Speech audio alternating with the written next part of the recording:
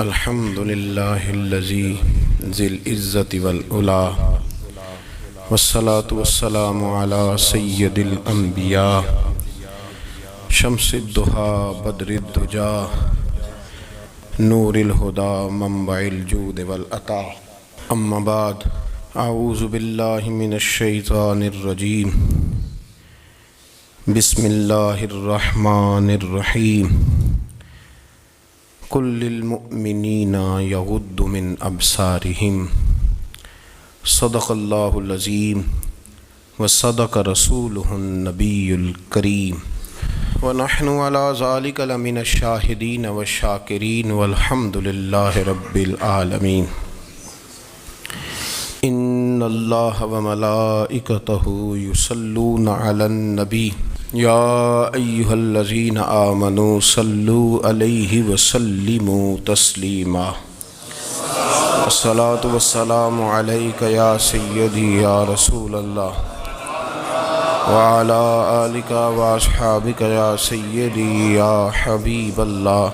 تمام تعریفیں حمد و ثنا اللہ تبارک و تعالی کے لیے، درود و سلام نبی اکرم نور مجسم شفیع معظم آقا کل ختم رسول دانائے سبل احمد مجتبیٰ جناب حضرت محمد مصطفیٰ صلی اللہ تعالی علیہ وسلم کی ذات والا صفات کے لیے حمد و صلوات کے بعد، اسلام فطرت کے عین مطابق دین ہے۔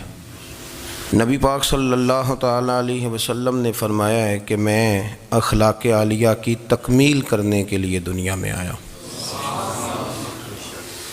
جتنے اخلاق ہو سکتے تھے، جتنی خوبصورتیاں ہو سکتی تھیں، جتنی اللہ کو محبوب تھیں، وہ ساری میرے نبی کریم نے بیان فرمائی، ساری رسول کریم صلی اللہ تعالیٰ علیہ وسلم نے بیان کر دی ہیں، جتنی خوبصورتیاں ہو سکتی تھیں۔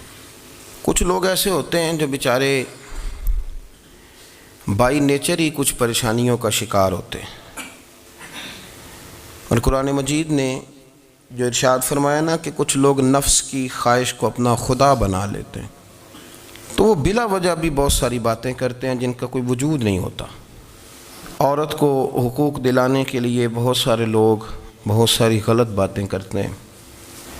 جو لوگ یہاں سے کسی کو لے جاتے تھے نا دبئی، دھوکہ دے کے اور لے جاتے تھے یورپ میں، عرب ممالک میں دھوکہ دے کے لے جاتے تھے، تو وہ بھی کوئی خواب ہی تو دکھاتے تھے کہ اتنے لاکھ تنخواہ ہوگی، اتنا کچھ ہوگا۔ وہاں جا کے پتہ چلتا تھا کہ جیب سے بھی دینے پڑیں گے کچھ۔ بہت سارے لوگ ایسے ہوتے ہیں، وہ سارے خوبصورتی کے نام پر ہی دھوکہ دیتے ہیں۔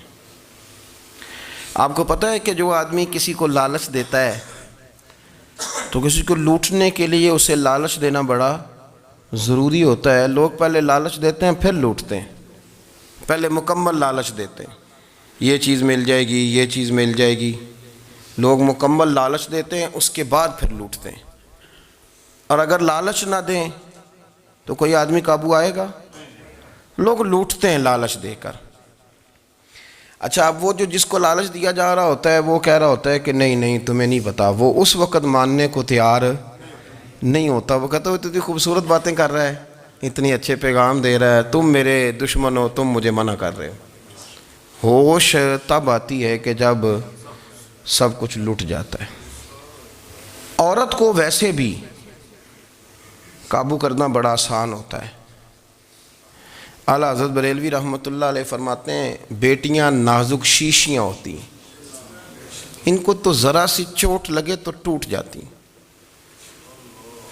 دیکھیں کتنا بڑا جملہ کہا بریلی کے امام، نازک شیشیاں ہیں۔ ذرا کوئی آدمی گمراہ کرتا ہے، ذرا خراب کرتا ہے۔ اب دیکھیں نا، یہ جو بچیوں کو بچے مس گائیڈ کرتے ہیں، انہیں بڑے بڑے خواب دکھاتے ہیں، وہ بیچاری ماں باپ کو چھوڑ کے، بہن بھائی کو چھوڑ کے اس کے ساتھ شادی کرتی ہے، پھر جو اس کا بعد میں حشر ہوتا ہے، آپ ادلیاں نو سردار پہن تکے تے شرما والیاں نو جھوٹے ڈولیاں دے۔ پھر وہ بیچاری ماں باپ رکھتے نہیں، وہ ظلم کرتا ہے تو کتنی بڑی تکلیف میں وہ بچی آ جاتی۔ نازک شیشی ہوتی ہے نا تو ٹوٹ جاتی. یہی حال اب جدید خواتین اور یہ جو کچھ اینکر پرسن ہیں، یہ اصل میں نا یہ آپ کو سیاست سکھاتے ہیں، لیکن یہ مادر پیدر آزاد لوگ ہیں، بالکل آزاد. یہ تو علماء شور نہ کریں، بات نہ کریں، گفتگو نہ کریں، مشائخ بات نہ کریں، اور یہ جو کچھ سنجیدہ اور دینی طبقہ ہے یہ کچھ شور نہ کرے، یہ تو روڈوں پہ ننگے ہو کے آ جائیں معاذ اللہ. خوفناک نظریہ رکھتے ہیں یہ لوگ. عورت کو کہتے ہیں تیرے حقوق ہم تجھے لے کے دیں گے. مثلاً وہ کون سا حق ہے جو تم نے لے کے دینا ہے؟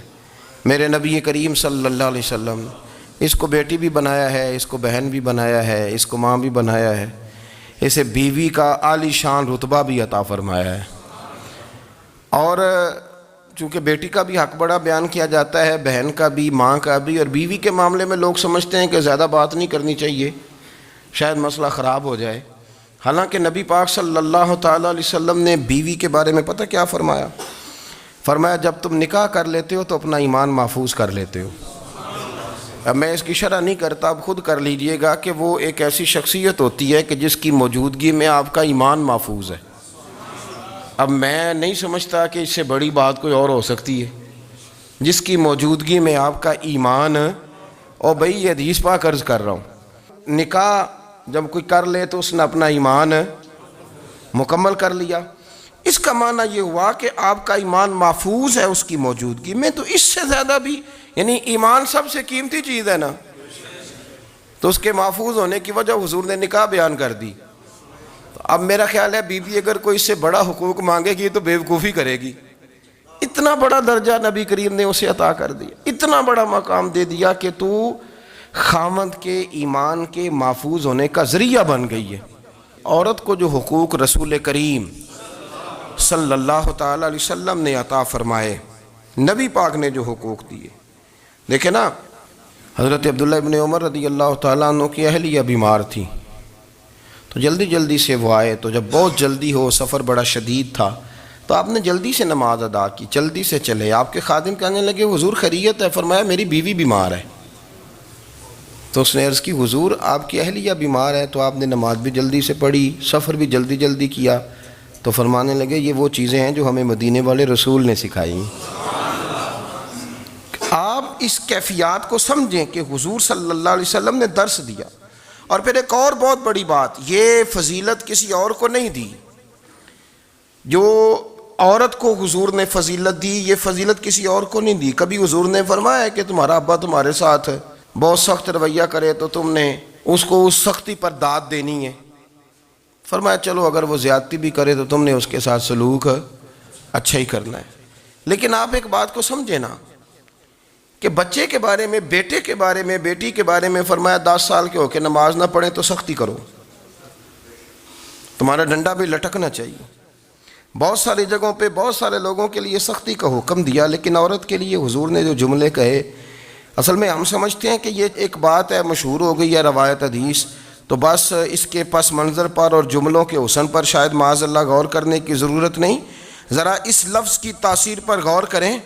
حضور نے فرمایا عورت ٹیڑھی پسلی سے پیدا کی گئی ہے، یہ ٹیڑھی ہے، اس کو سیدھا کرنے کی کوشش کرو گے تو ٹوٹ جائے گی. تو حضور پھر ہمارے لیے حکم کیا ہے؟ فرمایا جیسی ہے تم اسی کے ساتھ نبھا کرو.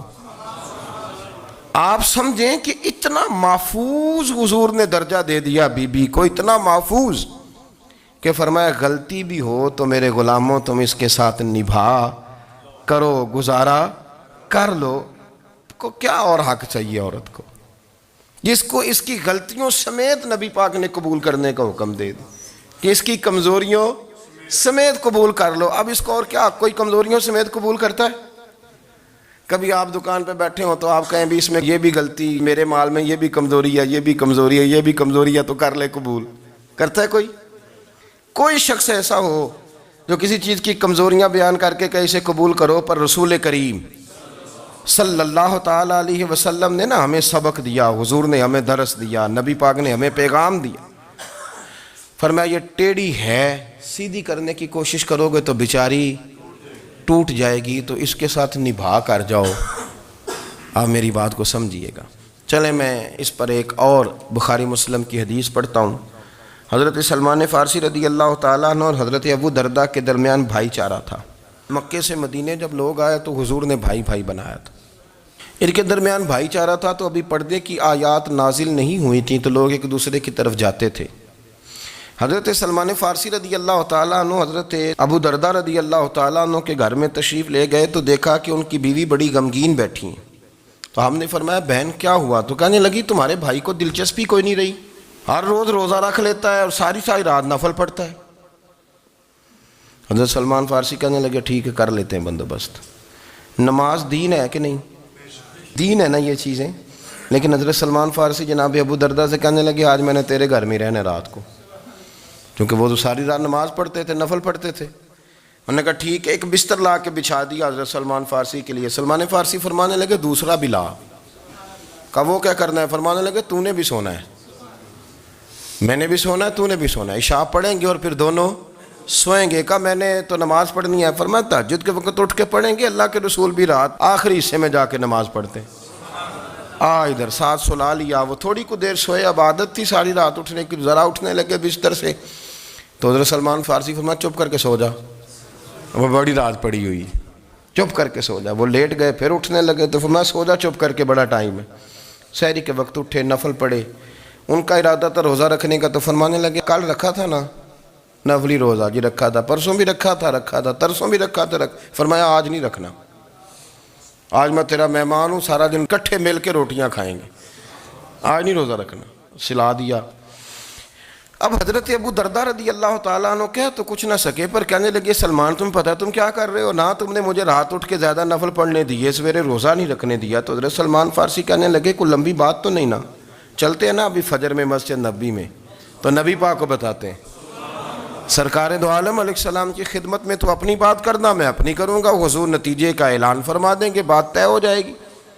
حاضر خدمت ہوئے، عرض کی یا رسول اللہ صلی اللہ تعالیٰ علیہ وسلم یہ ساری رات نفل پڑھتے ہیں، ہر روز روزہ رکھتے ہیں، ان کی اہلیہ غمگین بیٹھی ہیں، حکم فرمائیں۔ تو نبی پاک صلی اللہ علیہ وسلم نے فرمایا پھر ہوا کیا؟ یا رسول اللہ میں نے رات سلایا ہے، سحری میں اٹھایا ہے، سویرے روزہ نہیں رکھنے دیا۔